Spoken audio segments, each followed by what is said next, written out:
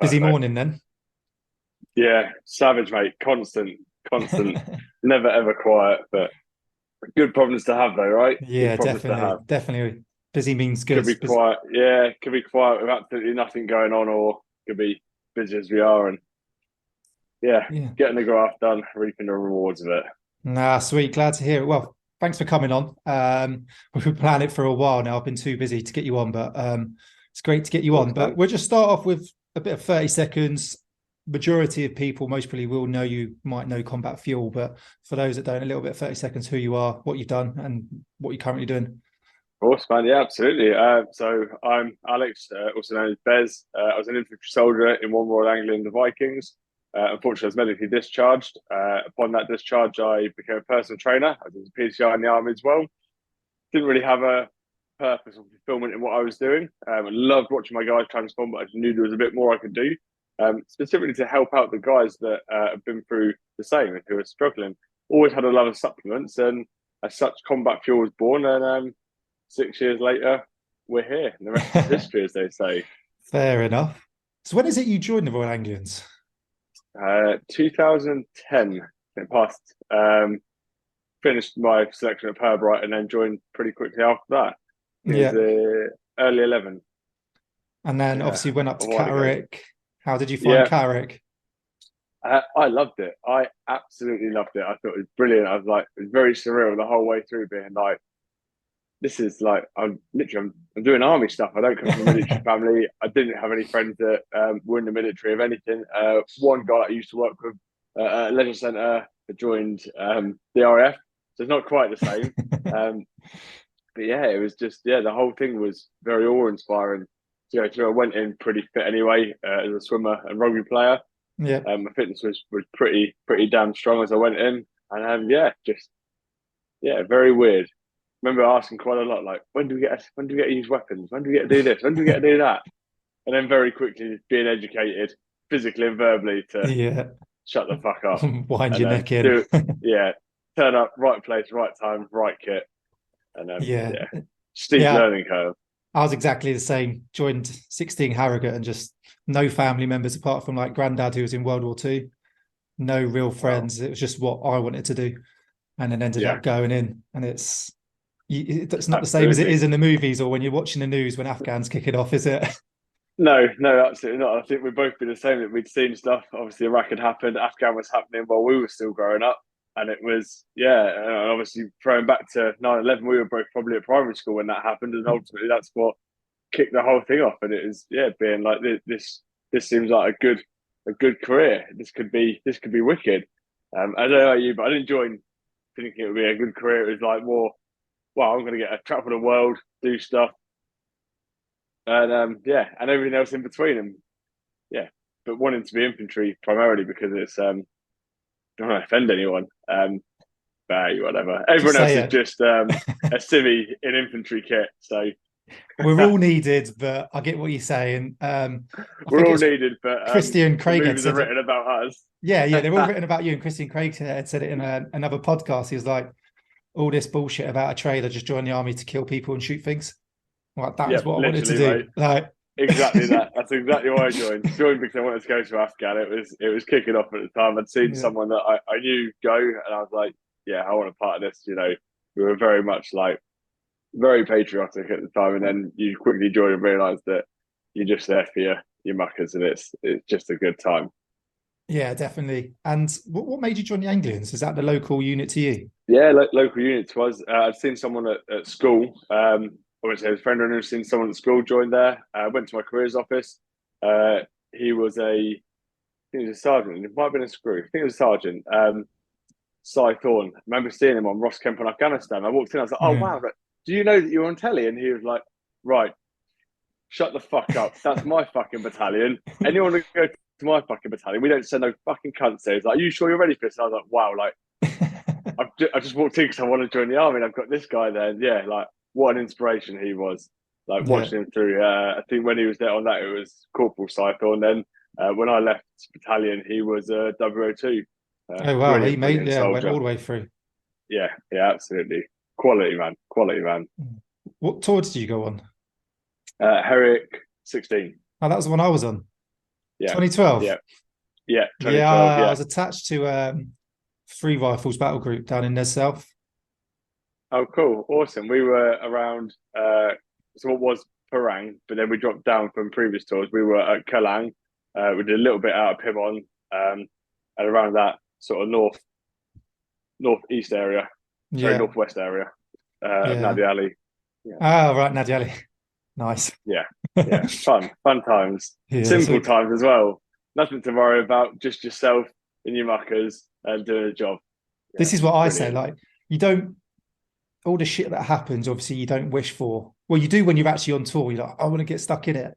Yeah, Afterwards, you're like, well, I don't really want to go for that again, but just a simple life out there. Like, it was literally, you do your stag at night, go on patrol in the day or at night, sit around, do a bit of yeah, sunbathing, clean your kit. yeah. There's no worries in the world apart from obviously your job.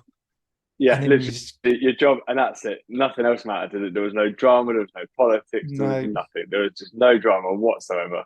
And I Best do time of my wish, life. like, so yeah, sometimes you could just go back to that of just the simplicity of literally just doing your job on the outside wide. Just didn't care. I didn't.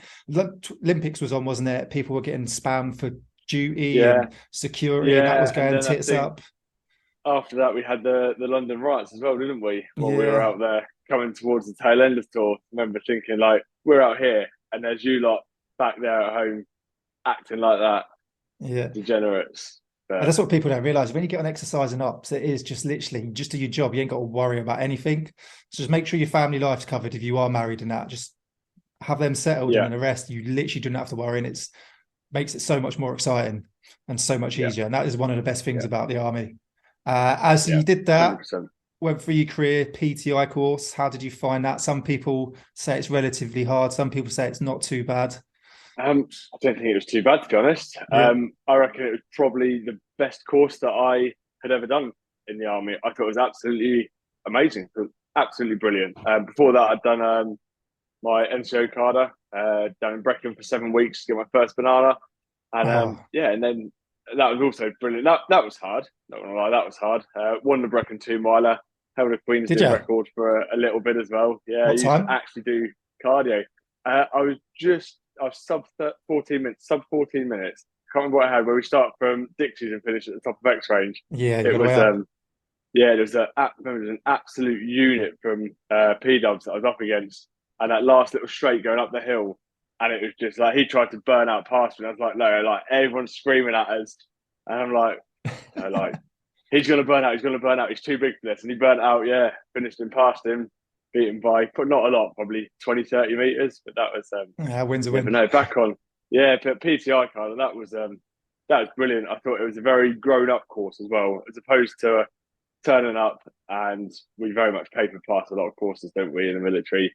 This was Yeah, very, very much like you've got to be there, you've got to be on it, you've got to go to deliver a lesson.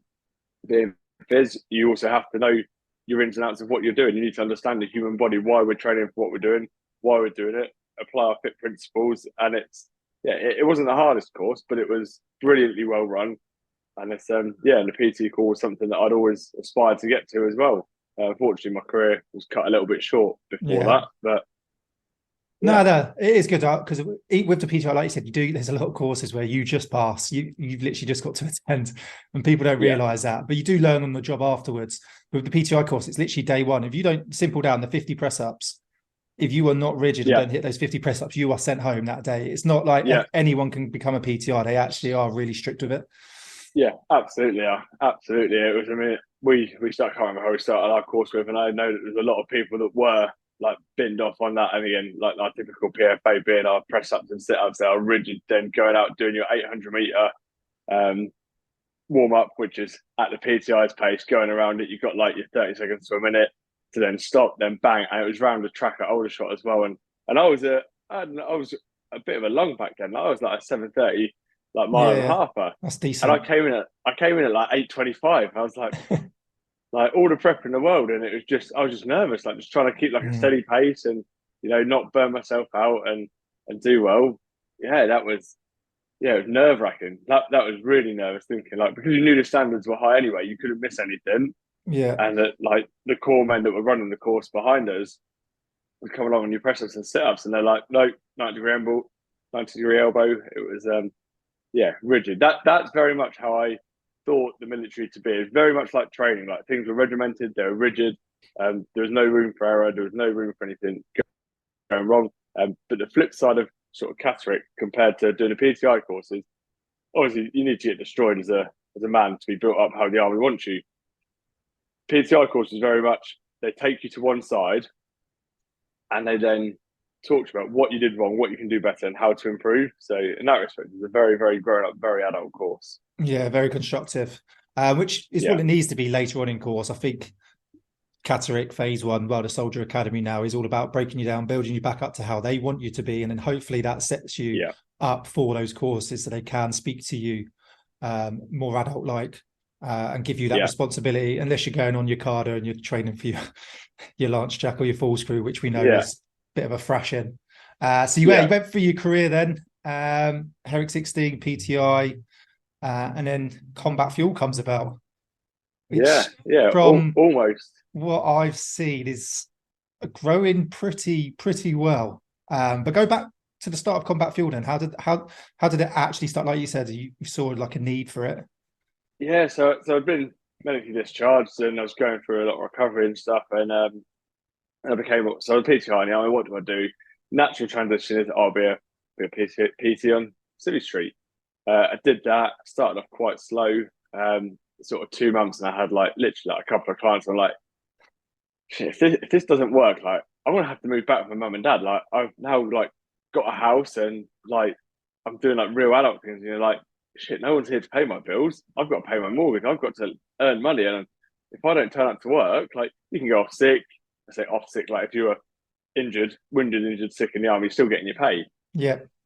Being seriously wow, I've got to graft, and I had nothing. I then very quickly became a very good, very well-established personal trainer. I mean, I was pulling great money. I mean, 6-figure salary. It was brilliant. As a PT, gym. You must have been smashing the hours in. It's hard. But again, we come from that mindset of we win at all costs. Whatever we do, we win. And the top tips for being a personal trainer on Civvy Street: don't fuck your clients, and actually care about what you're doing with them. Train them properly. What Mike Chadwick does. They are you. They're an extension of you. Treat them how you want to be treated. It's that everything you have, you put into them, and they need to win. Whatever it is that they want to achieve, you make them achieve it. But I very much had describe it it was brilliant. It was very fulfilling, but I didn't feel fulfilled in myself. And I was I'm not doing anything to help the guys that I could be helping. This money's great, donate it to charity, all of that stuff. And then I was I use supplements. I've always liked supplements, so why don't I look at doing something with supplements? And I remember I was PTing. I can't remember what rifles regiment it was. The CEO, Oz, his name was. A big credit to him. I'm in an R in because it was a lot of money I had that I was going to put into supplements to make it a thing.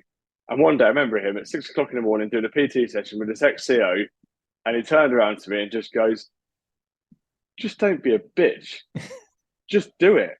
And typical. I'm oh well, he's we've got this mindset. Look at what you've achieved already, Alex, doing this. He was then he worked for one of the charities once he'd come out once he finished his CO. And those words to him, just don't be a bitch, just do it. What have you got to lose? And again, I stand by it now. It's only money.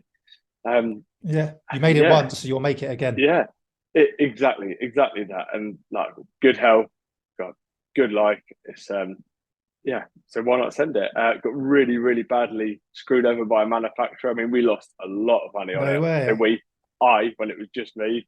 They basically made us a white label product, and we're very much we don't make white label products. Everything we make is specific to us and our formulations. Just quickly, can you explain for the viewers that might not understand what is a white label product? Who are so a white label product?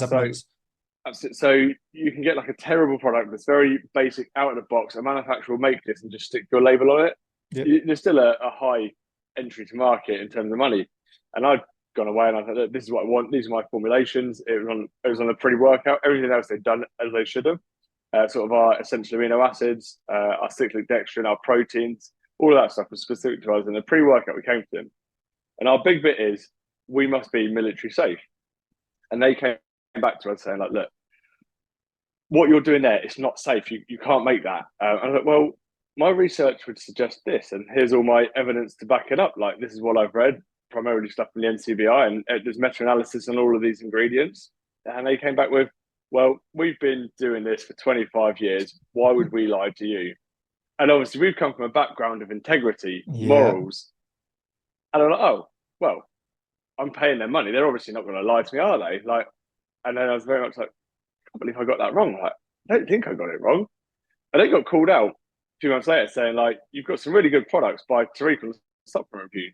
And it was, why are you making that shit pre-workout? I'm like, well, was my original formula, but they said I had to change it because of military safety. And he said, well, that pre-workout formula is still safe. Like, and I was like, well, who are you? Like, you got like a couple of thousand followers on Instagram. Like, who are you to tell me? Like, these guys are, and that's when I realised that Civvy Street is cutthroat. Yeah. Civvy Street is it's about the money. Yeah, all about the money. And what I did, I went to where we're holding all of our stock. I threw all of it in the bin, and I went and made it again. All of it, every product. The pre-workout, that was. Oh, just the pre-workout. Okay. That they lied to me, and got to the point where I was like, "Look, we can get into legal. We can try and like take these guys to court. Do you know what? Just let's reset and go again." So instead, I had all of our products, redid the pre-workout. It took me about 2 months to bring it back to market with how I'd originally formulated it.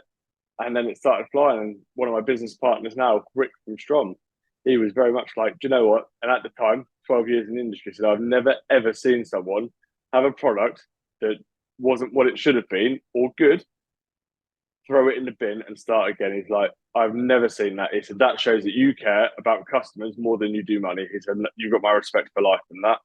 And a few other business partners in between. And we've gone there. I owned a gym at one point as well.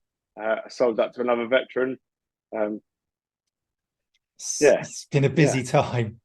So, that's pretty mental having to throw the whole product away. But that just, what you've done there with Combat Fuel from the beginning is pretty much what the military teaches you. And if you look at anyone who comes out of the military, majority of them do end up becoming quite successful.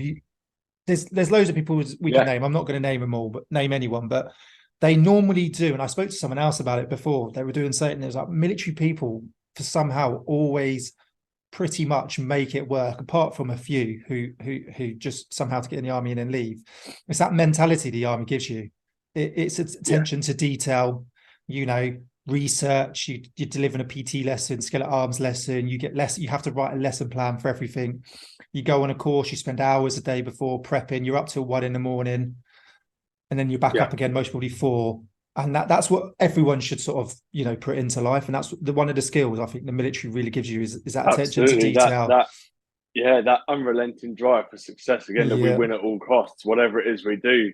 All of these like life coaches, you got to have like 8 hours of sleep a night. Like, I don't know a single person that's been successful that's had a happy, balanced family life, had loads of sleep. Like, it doesn't happen. Like, you put the graft in again on ops. Do you think you're going to turn around and be like, right, sorry, can you just stop Taliban? 8 hours sleep, got to get down, got to get my driving hours in for those guys that are cutting about doing our replens. Like, it doesn't happen. Like, we win. It's crazy, but absolutely, it's the mindset that's instilled from you when you've been like broken down to nothing to then built up how the army needs you. You have that mindset to win at everything, and that's what we continue doing today. And again, like now we support a lot of people. I think we've got about nearly 40 athletes and staff with us that do stuff, even from the likes of like we've got a young powerlifter that's just joined, still in the army. We support people from like that caliber up to Graham Hicks, strongest man statically on the planet. I've seen you got Graham. Big fan of Graham Hicks. He's going for the big deadlift, isn't he?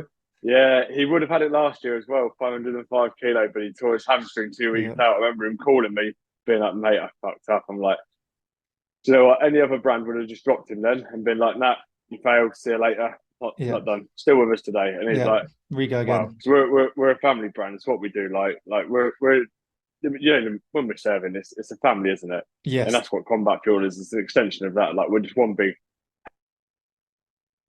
happy family of degenerates. So starting with Combat Fuel then, obviously, if you don't want to get too much into figures, I totally understand. Money's obviously a big thing, but obviously you put a big chunk in. How many sort of products was that? What sort of space did you start in? And then how has that grown through the Um, years to now? so started to keep the money like to one side, like kept. So started by myself. We had 6 products, and it was in my house. It was trying to fill up garages, spare rooms, bits like in the kitchen, like all in boxes. Just it was just carnage. And then it got to the point like I had my gym, and I was like, right, trying to keep stuff stored in the gym and keep boxes in there. And it got to the point like I remember when I hit the point like, and it was pretty quickly where I was like, we're getting orders every day now. Like this could be a thing. Quite a few was growing and growing and growing, and then got to the point I was like, look, I need to sell this gym. Like, there's no point in keeping this gym. I've gone through a nasty divorce at the same time as well. Um, I'm Money, as soon sorry to as there's a hear little that. bit of money, they no, don't be. Everything happens for a reason. Everything leads you to the next thing. I know how It's you feel. Don't worry. yeah, yeah, always. But people get bitter when they have less than you. Um, so yeah, but yeah, no resentment because everything happens for a reason. Everything leads you to the next point in your life. So I sold my gym. So sorry, just before that, up to this point, were you pretty much running the gym, possibly PTing a little bit, and sort of doing orders, fulfilling orders, pretty much all by yourself? Yeah, literally, That's it it. was. That's yeah, the work ethic. Yeah, carry on. Sorry, I Yeah, just wanted to get yeah. that clear for everyone. Yeah. No, yeah, definitely. They were long days. There's a few like little. And then we had COVID happen, and that's when I was like, look, I really need to do something here. It's not sustainable. I had a little bit of a mental breakdown again. Um, I went through more therapy. I'm still in therapy now, but they it's one of those things that happens, and I was like, right, I've got to like prioritize myself here. I can't do 18-hour days for life, 7 days a week. It's just ridiculous. I hadn't had a holiday. I had 11 days off in 3 years, including Christmas, No and I was way. like, I need to do something here. So I sold my gym, and I moved down with some guys. There's no dramas in said, is there? With Southern Quarter. Yeah. I remember it Promised. happening. Is you say what you want to say and say what Yeah, you don't want to yeah. say. But yeah, you moved down to Was Bulford, wasn't it? What's the park called? The yeah, Solstice Park. Solstice Park. That's it. Yeah. Yeah, and so I was in there, like promised the absolute world. I got to the point where I was like, I can't grow this brand by myself. I'm gonna have to bring in some investment. And do a real quick summary of 2 years. They wasted a lot of our money. Um, there was no investment, and it was just the worst decision I think I've ever made. But what it really did do was open my eyes up to the business world. Um, Although that didn't work out, and I bought them out of the company and took my shares back, it was very eye opening to know exactly what I don't want and what I don't need to do. There's no real positives from it. Yeah. But it was great. So again, no hard feelings, lessons learned. And until you make those mistakes, you don't know. And that's one good thing that one of the guys said to me is you have to make your own mistakes in life. And I was like, well, you were one of them. Um, but yeah, so bought the company back, and that was actually only at the start of this year in January after a very very nasty legal battle.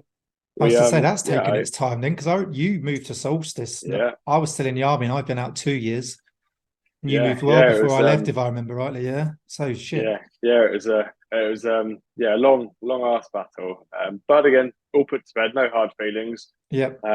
Again, people that have less always want to come There's no after point more. holding grudges because it just affects you in your life, No, personal life, and your it would just business. yeah, absolutely just eat you up and destroy you. So it was like, but that was probably the closest I've been to being like, I think I'm at my max here. If I don't get this nipped soon, I might have to call it a day. It was and I mean I could say we call it a day. We had a lot of backups in place to relaunch because they wouldn't have been able to carry it on themselves. But yeah, we've been up at our little unit here in Ludgershall, so just away around the corner from Tidworth, Perham Down camps, Yep. and we were April last year now, so over a year we've been here, and that's how long that I've been trying to get the company back. And we are just absolutely flying now. It got to the point where a very good personal friend of mine now, Rick from Strong Sports, he turned around and been like, "Look, I see that you've got some massive potential here." He's like, long story short, he owns part of the company now. Okay. He worked very much on the back end, helping on because he's been in business so much longer than me. Just almost as a he's almost an advisor towards me. But selling those shares to him was worth it. Absolutely. What he's done for the business and me personally has been incredible. That's brilliant. Absolutely incredible. In terms of like distribution to New Zealand, to Australia, No, you've expanded to India there. that just went out now. There's a lot more Republic of Ireland back into Europe. It's he has been absolutely incredible. Bahrain as well. That's just going through at the moment. So, but the big one, like, literally the pallets left yesterday to India. Who would That's have thought it? mental. Little old us. I mean, I'm taking credit for that. I sorted the India one out myself. But working with big distributors, Yeah, but this without is how we him, do you it. wouldn't have known how to. Yeah, exactly. How to approach them and how to do these things. It was yeah. And this is now like this is how I thought business should have been and how a business partner would have acted. It's it almost when we both say it, we both have these like pinch me moments, like this can't be real. Like the way we're doing things now, like we're just friends that are doing business, we're making good products and people want the stuff that we're making and we're formulating and they're made with purpose. Like this is crazy. Like how? Why? And you see like some of these big companies, big distributors that are coming in, trying like wanting stock and wanting to do things. And our biggest issue now is we can't get stock quick enough. We can't make our products quick enough to get them out of the door. It's No way. they're That's a great good problems to problem to have. have, but it is Yeah, a they're problem. it is. So, what's the square footage you're in now? Would you say? We're only in 1,000 square foot. We've got racking, floor to ceiling, and then one of our athletes, Carl's got a gym, literally Yeah. 30 meters away from where we are, and that's about 5,500 square foot. Trying to expand that again as well, and so we're very fortunate to have storage in there. It's a lovely business park. So we have pallets dotted about everywhere. But it's that point now of when do we expand? Because at the moment we've got stuff, we've got it good. We run products literally every 3 to 4 weeks. We've got new pallets turning up. So we've got a very, very good system of where things are going now. Yeah. It works. The fluidity of it is brilliant. It's almost touch wood, almost faultless. How things are at the moment, like stocks in, stocks out. We're very often like struggling we'll manufacture something, and we obviously got a 2 year shelf life on it because it's a food product, and I'd say within a month it's gone. That's a great problem to have. It's amazing, and it's so easy to say, oh well, why don't you just make more stuff and get more stock in? You'll get a better price. Absolutely brilliant manufacturers that we work with. Perfect. Even things like sourcing our own tubs, our scoops, our labels, our seals, everything just works. So why upset that boat? It means we're not sat on stock for too long. It means there's a good turnover. People have always got fresh product come in. There's no short date stock. It's Yeah. Oh, no, it's yeah, brilliant. yeah. Oh wow, that's really good. And you don't say 1,000 square foot is massive for someone who's literally 6 years left the army. Just an Yeah, infantry soldier come out. You're now running a business, and then you do distribute through a few other places, don't you? I think.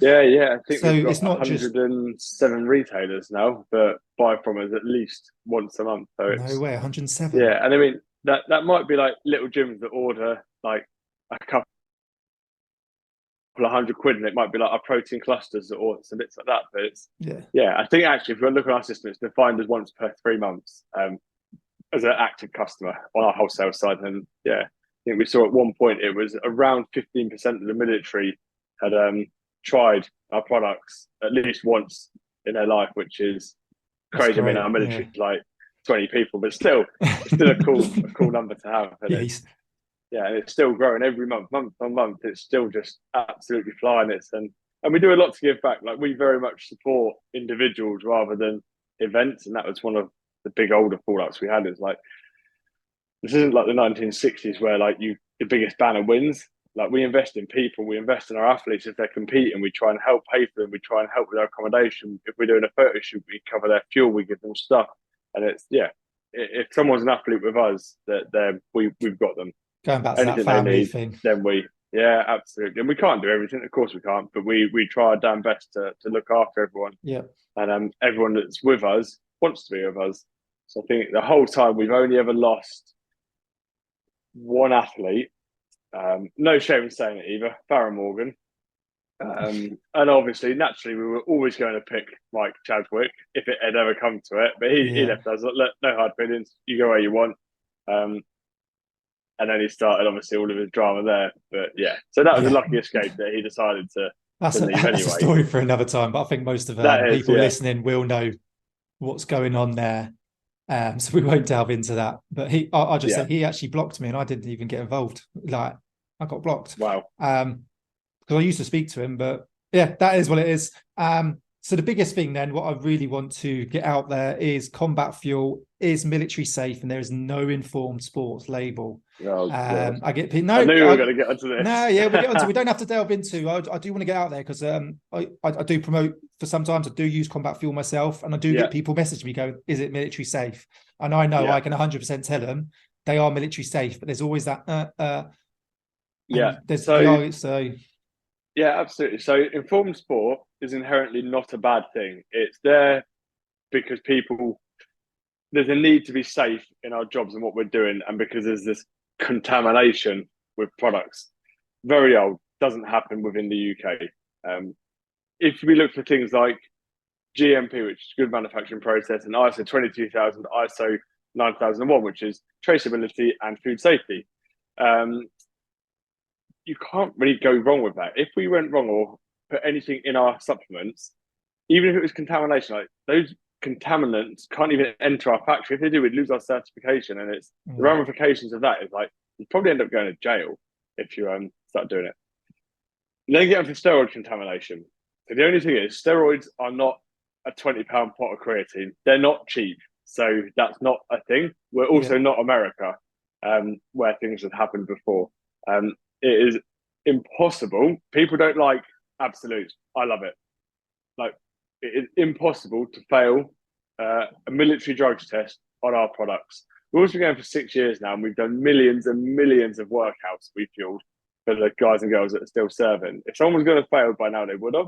Yeah, However, when people question it, it's a good thing. And please always question it because it just shows that people care about their careers. yeah, They too want to right. be safe. Informed sport, the reason we don't use them for transparency is because of how they run. I find it very unethical and it doesn't abide by sea drills. And yes, I said sea drills.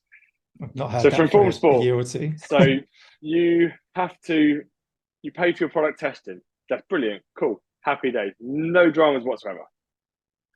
We then must pay £1,000 at least per product, per flavour, per year to use their logo. No, thank you. So straight away you're talking 20, 30 grand. Once you've got what, 10 flavors of 84, whale? 84 grand to do Just our a whole year, just range. to keep the badge. That's Yeah. without the That's, testing yeah. fee. Yeah. But look, like you said, let's inform sports. They've obviously found a need. You've got athletes, tactical athletes, sprinters, everything, gymnasts. Yeah. They all get randomly tested. And informed sport is an easy way of people to know, especially for people who don't, have as much knowledge, can walk into a shop Yeah. and go, that is Informed safe. And sport. there is a need Yeah. for it. But you've obviously found a Absolutely. way without How having to do that. Yeah, absolutely. And if you look at people like Applied Nutrition, they use, I mean, they are, so Applied Nutrition, for those that don't know, you've got USN, which is like the parent company. You've then got Applied Nutrition and ABE. They're all subsidiaries of USM. They used to be massively for testing with informed sport, then informed choice. And now it's, they don't use it anymore. They do their own. So although it's not independent, they test their own products as we do, because I think they sort of realised the CON that it is. Yeah. Grenade have pulled away from it. Have they? There's Yeah, because they if all used to, these big yeah. companies that are pulling away from it, it just shows like consumers they know what they're doing now. And also, if you're ever uncertain on something, just go on Global Dro, put it in if you think an ingredient might not be okay.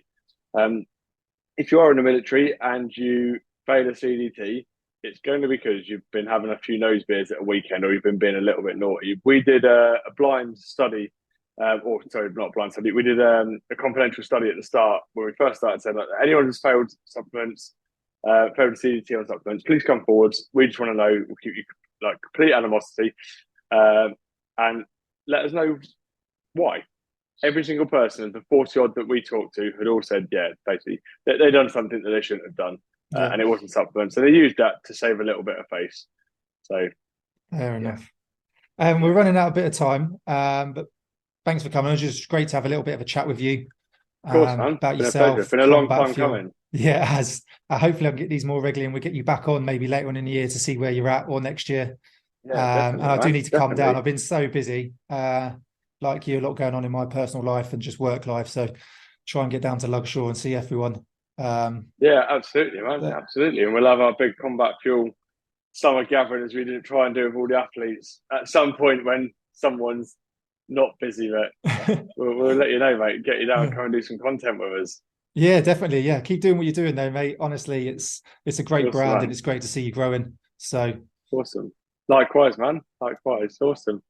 Enjoy your day, dude. yeah, and you. Cheers, mate. See you later. Kill it, man. See you later, dude. See you later. Bye.